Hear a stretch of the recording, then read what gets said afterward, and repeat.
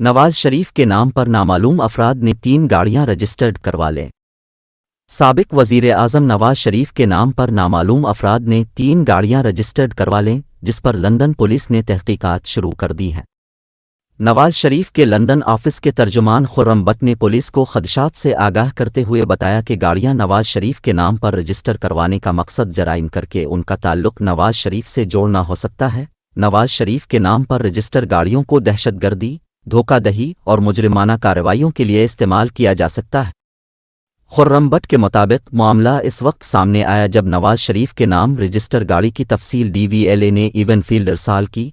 मार्च 2023 में नवाज शरीफ ऑफिस ने DVLA को फराड से मुताल्लिक आगाह कर दिया था। अप्रैल 2023 में एक और गाड़ी नवाज शरीफ के नाम पर रजिस्टर की गई।